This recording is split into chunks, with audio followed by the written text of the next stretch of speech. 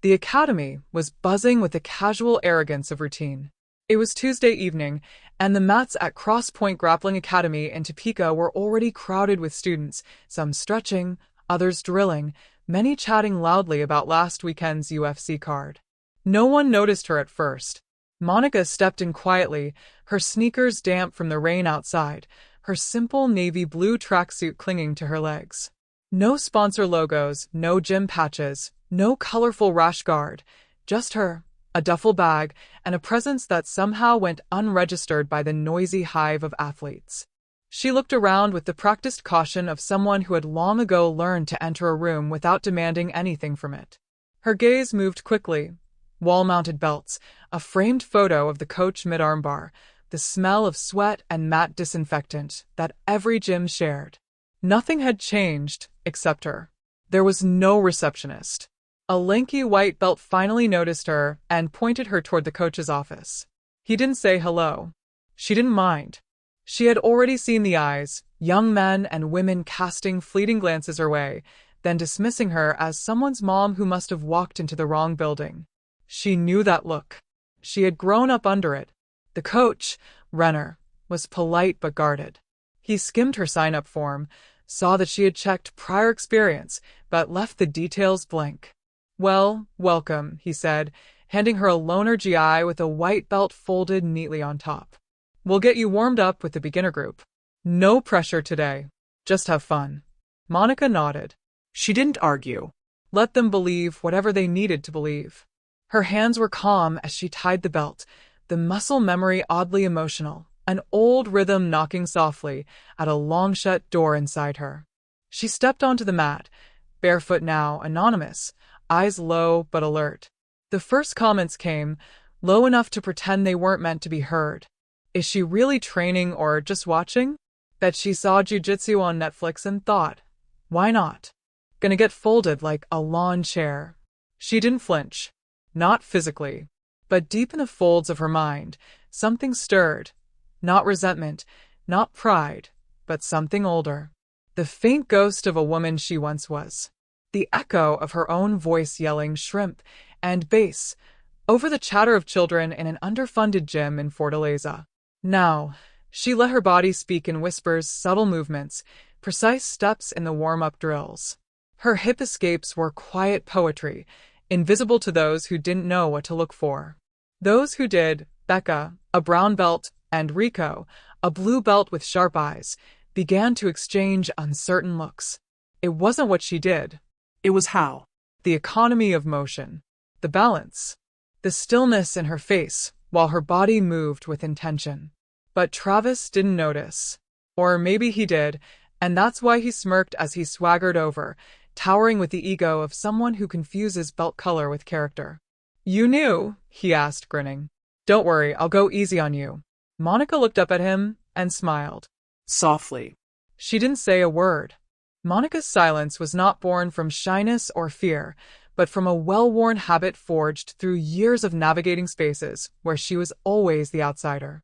The mat beneath her feet was familiar terrain, yet every step forward dredged memories she had long buried beneath layers of necessity and self-preservation. She could still feel the heat of Fortaleza's sun on her back, the salt in the air mixing with the metallic sting of sweat as she crouched low in the cramped gym where she first learned to fight, not for sport, but for survival. Her fingers curled instinctively, recalling the grip of GI fabric frayed at the edges, the rough mat stained by time and neglect.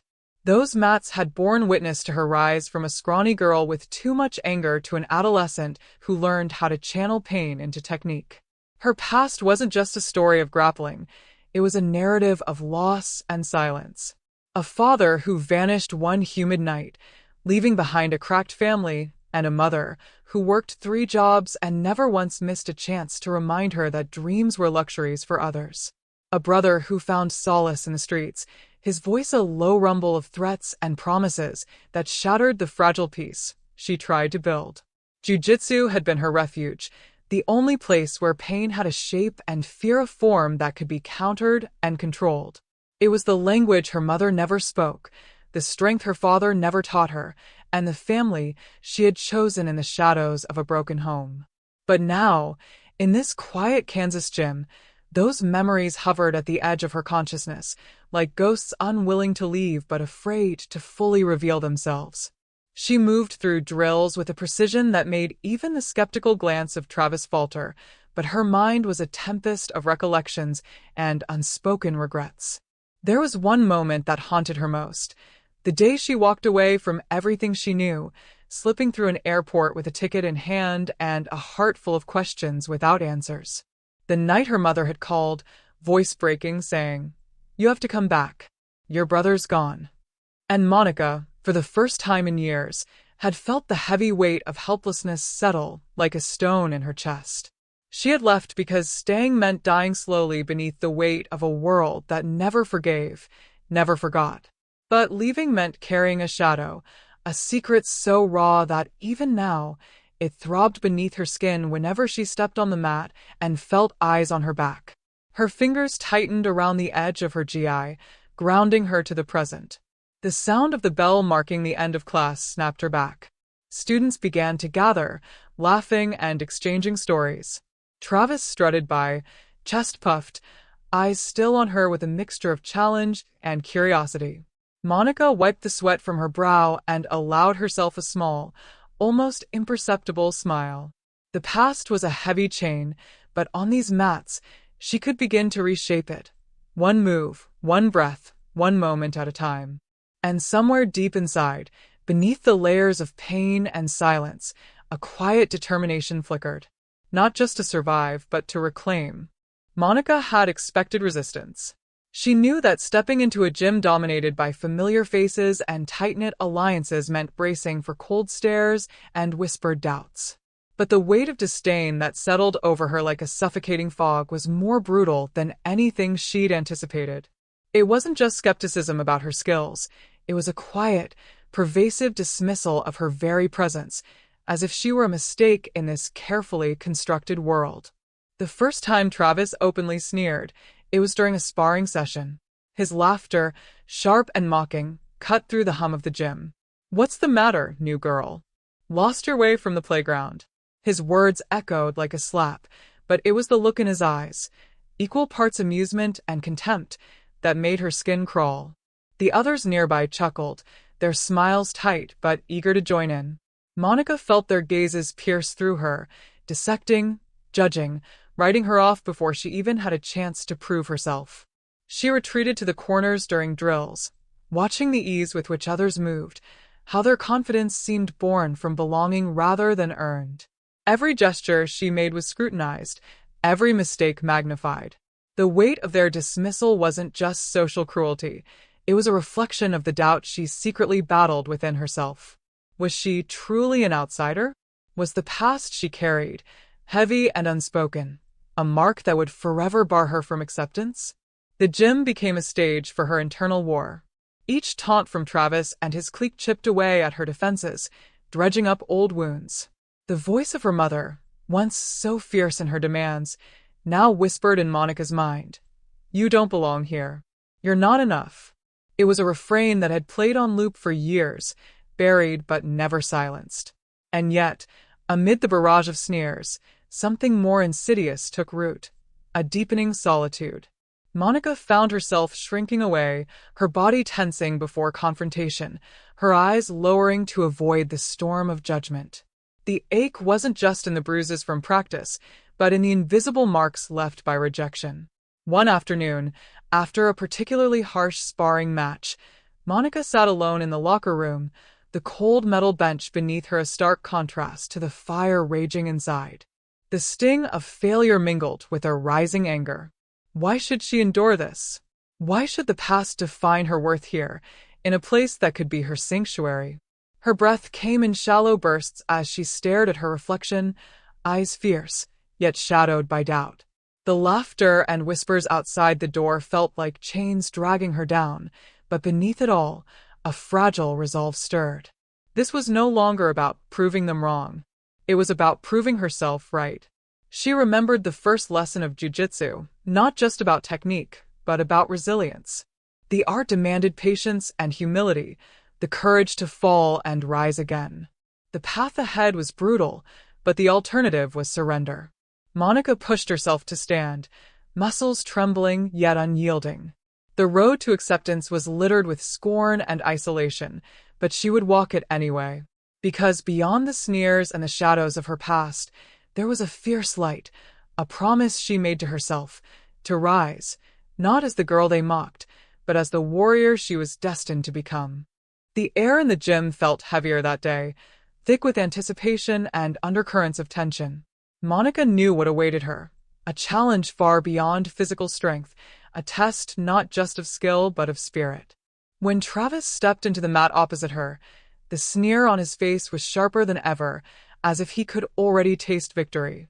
The crowd gathered, a mix of curious onlookers and loyal supporters, all waiting to witness the expected spectacle, the underdog crushed, the outsider broken. But beneath Monica's calm exterior, a storm was brewing. The hours of silent struggle, the relentless training in solitude, the gnawing pain of rejection, all fused into a singular focus. This fight was not just a battle for respect. It was a crucible that would either forge her anew or shatter what little remained of her confidence. As the match began, every movement felt amplified, every breath sharper. Travis lunged first, his strikes confident, almost arrogant. Monica dodged, her body remembering the countless drills, the corrections, the hours spent refining her technique in the shadows. The pain of past humiliation flared in her mind, but she pushed it aside, channeling it into precision. Each block, each counterattack was a quiet rebellion against the voice that told her she didn't belong. The gym fell into a hush, the usual jeers replaced by stunned silence as Monica held her own, matching Travis blow for blow. The fear of failure was there, gnawing at the edges of her resolve, but it was tempered by a fierce determination. She was no longer the frightened girl shrinking from judgment. She was a force emerging from the depths of doubt and scorn. Then came the turning point, a swift, unexpected maneuver. Monica caught Travis off guard, her grip firm and unyielding. The crowd gasped as she executed a flawless submission hold, the culmination of everything she had endured. Travis struggled, his face a mix of shock and frustration, but the strength in Monica's hold was undeniable. As Travis tapped out, the silence shattered into murmurs of disbelief. For a moment, Monica stood frozen, her heart pounding not from exertion, but from the surreal weight of triumph. The gym that had once been a cage of ridicule transformed into a stage where she claimed her place. But victory was complicated. In the aftermath, the whispers carried more than respect. They carried resentment. Travis's glare burned into her, a silent promise that this was not the end. And Monica knew the road ahead would still be steep, paved with challenges beyond this one match. Yet, in that moment of shock and awe, something shifted inside her.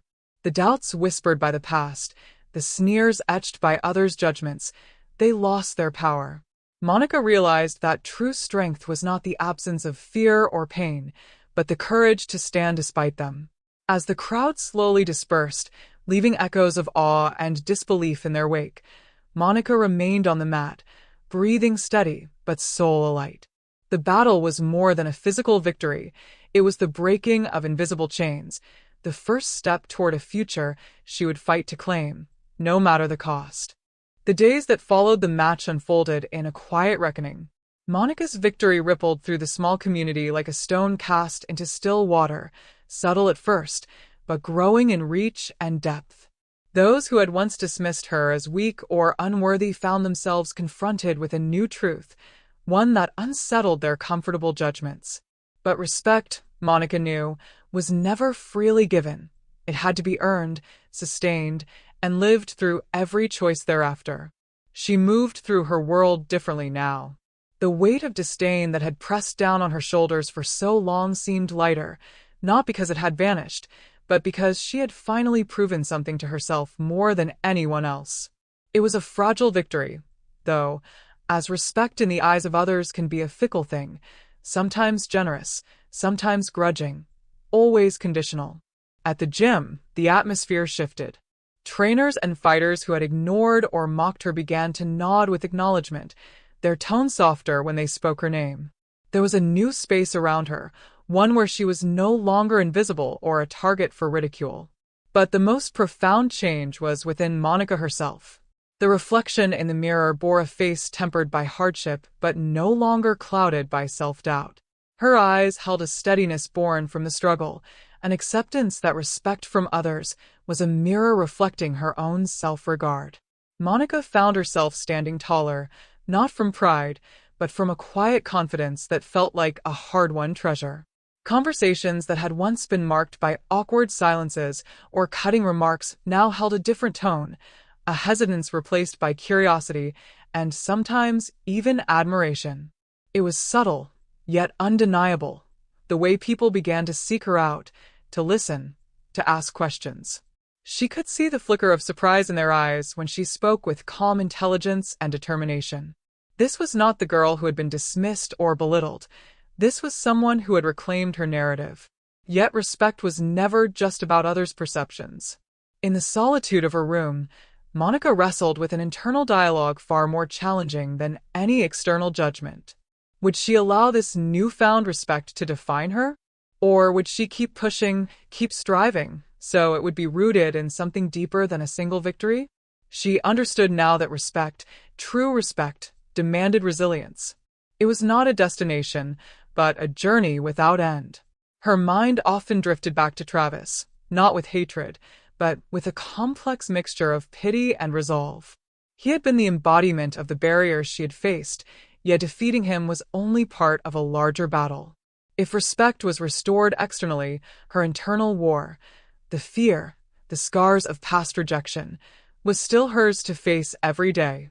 In moments of quiet reflection, Monica realized that respect had to begin with herself. No amount of external validation could fill the hollow left by self-loathing or fear. The fight on the mat had been a turning point, but the real work was learning to honor her own worth beyond the applause and whispers. Slowly, she began to extend that respect to herself, through small acts of care, through affirmations whispered in the silence of night, through the courage to face the parts of her past she had long avoided. With every step, respect grew not just as a fragile acknowledgement from others, but as an unshakable foundation within. As the community's eyes shifted, so too did Monica's own gaze, no longer searching for approval, but meeting her reflection with quiet dignity. The respect she had won was not just a gift from others, but a reclamation of her own voice and value, echoing louder than any crowd could ever cheer. The weight of silence hung heavy in the room, an almost tangible presence that pressed against Monica's chest as she sat facing the people who had gathered, friends, skeptics, and those who had watched her story unfold with varying degrees of curiosity and judgment. The moment had come, one she had both dreaded and anticipated, a reckoning not just with others, but with herself. To reveal the truth behind the mask she had worn for so long meant stripping away layers of protection and exposing vulnerabilities she had fought so hard to bury. Her voice trembled at first, a fragile thread in the vast quiet, but as the words began to flow, something shifted. The story she told was not merely about a name or a past hidden away, but about the tangled web of pain, betrayal, and survival that had shaped her.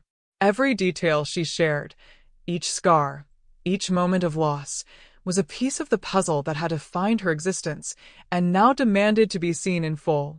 The faces before her changed, some hardening, others softening, as the reality of her truth settled in. The labels once carelessly pinned to her, outsider, failure, nobody, began to crumble, replaced by a complicated humanity that no one could deny. It was a moment of profound vulnerability, yet within it lay a raw, unyielding strength. Monica could feel the shifting tides of perception, the slow unraveling of assumptions and prejudices. The truth was never simple, never neat, but it was hers to claim, and in claiming it, she reclaimed a part of herself that had long been lost to shame and fear.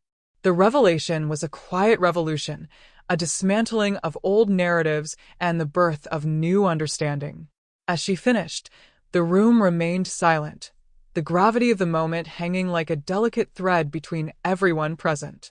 Then, slowly, a hand rose, a gesture of acceptance, a tentative bridge across the chasm of misunderstanding.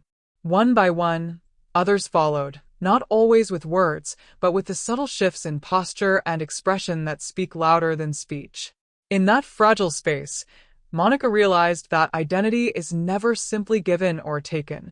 It is forged in the fires of experience and choice.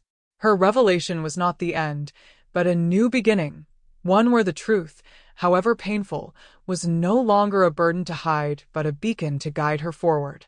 The path ahead was uncertain, lined with challenges yet to come, but for the first time in a long time, Monica walked it unburdened by secrets, free to face whatever lay ahead with eyes wide open and heart unguarded.